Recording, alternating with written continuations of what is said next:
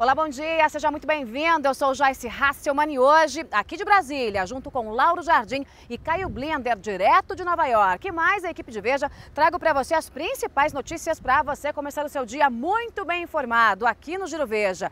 E hoje um dia de expectativa com um relatório paralelo da CPMI da Petrobras, que a oposição apresentará logo mais. E a gente segue direto para o Rio de Janeiro. Lauro Jardim, do Radar Online, conta tudo. Lauro, bom dia. Joyce, bom dia. Muita gente estranha a falta de algumas empreiteiras gigantes na Operação Lava Jato.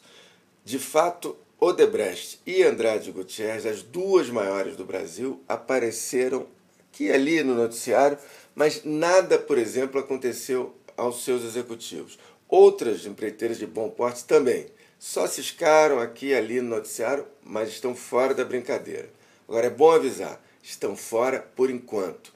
A palavra de ordem do Ministério Público é: não vamos repetir os erros das operações Satyagraha e Castelo de Areia. A Castelo de Areia, por exemplo, ela foi declarada nula pelo STJ porque denúncias anônimas não podiam servir de base exclusiva para que a Justiça autorizasse a quebra de sigilo de dados de qualquer espécie. Por isso, por esse erro de origem, todas as provas surgidas depois, provas que desnudavam esquemas de corrupção da Camargo Correia com agentes públicos, foram anuladas. Ontem foi a vez do Supremo que ele decidiu que as buscas feitas na sede do Opportunity em 2004 na Satyagraha foram ilegais. Com isso, provas que foram usadas como base da Operação Satyagraha também foram anuladas. Por isso, é só uma questão de tempo aparecerem na Lava Jato novas empreiteiras. O Procurador-Geral da República, o Rodrigo Janot, costuma dizer nos bastidores que essa é uma corrida de longo curso e que o Ministério Público está só no aquecimento. Obrigada, Lauro. E do Rio de Janeiro a gente segue direto para Nova York. Caio Blender, que traz informações sobre uma semana marcada pelo terror. Fala, Caio, bom dia. Bom dia, Joyce. No Brasil e no mundo, a letra da semana, do mês e do ano é o P. P de petrolão, P de petróleo, com suas turbulências. Mas eu vou mudar de letra. Eu quero falar da letra T, terror. Esta semana foi terrível com atentados terroristas. Tivemos primeiro o atentado em Sydney, na Austrália, um país tão civilizado, uma cidade tão cosmopolita, e, no entanto, um amalucado tomou um café, fez reféns, ele acabou morto, mas dois reféns também foram mortos, ou seja, nenhum país está imune. Já tivemos um terrível atentado terrorista em Ottawa, capital do Canadá, em outubro, também um incidente isolado, em que o terrorista, o lobo solitário, morreu dentro do próprio parlamento canadense. Agora essa coisa na Austrália. Mas em termos de mortandade, nada se compara o que aconteceu na terça-feira no Paquistão, um país que tem a sua cota acima da conta, acima do nosso entendimento em termos de radicalismo islâmico, em termos de turbulência política, em termos de atentados terroristas. O Talibã, muita gente pensa que o Talibã existe só no Afeganistão, mas temos o Talibã também do Paquistão. E foi esse Talibã que realizou esse horrível atentado contra uma escola, matando mais de 140 crianças. Ou seja, até para o Paquistão foi demais. Não é que o Paquistão esteja anestesiado com o terrorismo, mas existiam algumas barreiras e elas agora foram ultrapassadas. Eu não sou muito otimista sobre uma mudança de paradigma no Paquistão, a sociedade se mobilizar contra esse radicalismo, o próprio aparato militar, que é muito venal, que ao mesmo tempo combate o terror e ao mesmo tempo acoberta alguns grupos como o Talibã do Afeganistão, possa realmente ir à luta de forma decisiva. Haverá, é claro, represálias do Exército contra essa ação do Talibã, que por sua vez atacou dizendo que já tinha sido uma represália às operações do Exército nas zonas tribais. Teremos realmente uma escalada de violência, mas eu não vejo condições de mudar de forma dramática para o melhor a situação no Paquistão, que é um chamado Estado falido, um país ainda por cima com armas nucleares, sem um governo forte e com essa atuação desmedida do terror islâmico representado pelo Talibã. Muito triste, porque na semana passada tivemos a cerimônia de entrega do Nobel da Paz e uma das agraciadas foi a Malala, a menina que já tinha sido quase morta, foi alvejada na cabeça pelo Talibã há 2 anos. Ela é um símbolo de luta, de coragem para que todos tenham educação no Paquistão, e também uma prova que é possível haver tolerância em uma sociedade, uma visão moderada do islamismo.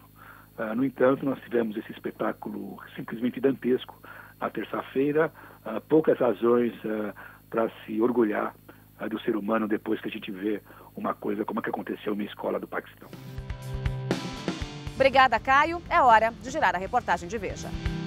Bom dia, Joyce. Depois de 44 anos na Câmara dos Deputados, o atual presidente Henrique Eduardo Alves vai deixar a casa sem ter conseguido aprovar uma de suas principais bandeiras, a PEC do Orçamento Impositivo, que obriga o governo a liberar na íntegra as emendas parlamentares e põe fim à barganha do Planalto em torno da liberação desses recursos, injetados nos currais eleitorais dos parlamentares.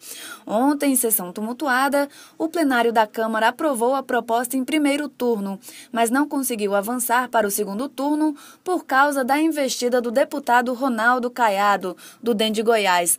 Caiado, que é médico, protestou contra a proposta de destinar 15% das receitas líquidas da União para a saúde, valor que para ele é muito baixo e insuficiente para suprimir as necessidades do setor.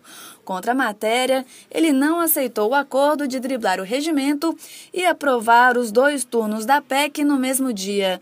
Dessa forma, o projeto, em tramitação há mais de 1 ano, volta para a gaveta. Marcela Matos, de Brasília, para o Giro Veja. E tem mais indiciamento na Operação Lava Jato. Bom dia, Joyce. Uma fase considerada fundamental para o andamento das investigações da Lava Jato, o juiz Sérgio Moro aceitou ontem denúncia contra executivos das construtoras Camargo Correia, UTC e Mendes Júnior e, com isso, colocou no banco dos réus empresários das maiores companhias do país.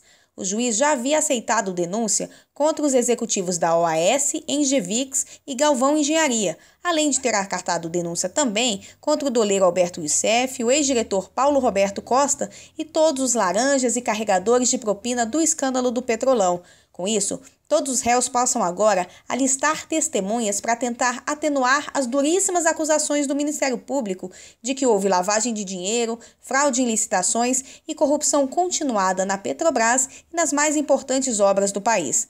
Uma outra decisão também colocou uma pá de cal nas pretensões dos executivos de atrasar o julgamento dos processos do Petrolão. É que o STF confirmou que os casos de autoridades sem foro privilegiado têm mesmo de ficar na primeira instância em Curitiba, o que significa que todos eles vão ter de enfrentar, sim, a firmeza do juiz Sérgio Moro, Joyce. Larissa Borges, de Brasília, para o Giro Veja. E na economia, dólar lá em cima e ações da Petrobras lá embaixo. O dólar disparou na terça-feira, influenciados por incertezas sobre a Rússia. A cotação fechou em R$ 2,73, mas bateu R$ 2,75 na máxima do dia. Os investidores estão apreensivos com os mercados emergentes depois da queda acentuada da moeda russa, que recuou 20% em apenas um dia. O país europeu está no olho do furacão, tanto político quanto econômico. É alvo de sanções comerciais dos Estados Unidos e da União Europeia, porque liderou o conflito contra a Ucrânia. Agora também é um dos mais afetados pela queda do preço do petróleo. A Rússia é um dos maiores exportadores mundiais e metade de suas receitas vem das estatais do setor. Se o Brasil estivesse com a macroeconomia em dia, talvez não sentisse tantos solavancos cambiais de outro emergente. Mas, como não está, analistas esperam maiores impactos para o real. Uns chegam a arriscar até mesmo uma nova crise russa, similar à de 1998. Luiz Lima, de São Paulo, para o Giro Veja. E a grande discussão hoje aqui no Congresso Nacional é o relatório paralelo da CPMI da Petrobras, um relatório que foi feito pela oposição e que é simplesmente o inverso daquele apresentado pela CPMI aqui da Petrobras, assinado pelo deputado do PT, Marco Maia, e que na prática diz que está tudo bem, que não houve problemas, não pede indiciamento de ninguém no caso conhecido como Petrolão. Pois bem, a oposição apresenta logo mais um relatório diferente, em que pede indiciamentos, em que pede responsabilidade, em que cita, inclusive, a presidente Dilma Rousseff e também a presidente da Petrobras, Graça Foster. Aliás, aqui no Congresso, a piadinha que se conta nos corredores é que Graça Foster está tão segura na presidência da Petrobras quanto Guido Mantega está no Ministério da Fazenda. Guido Mantega, que é o ministro demitido, já um outro no lugar dele, que já está aí atuando paralelamente junto com o Guido Mantega. E a contagem regressiva que se faz aqui é justamente de quanto tempo Graça Foster permanecerá na presidência da estatal. A presidente Dilma já está sondando nomes para incluir aí no pacote da reforma ministerial. E o relatório será apresentado logo mais. Eu trago todos os detalhes para você aqui em TVeja, tvdeveja.com, já. Porque você sabe, aqui a gente não tem recesso. Já a gente se vê. Tchau.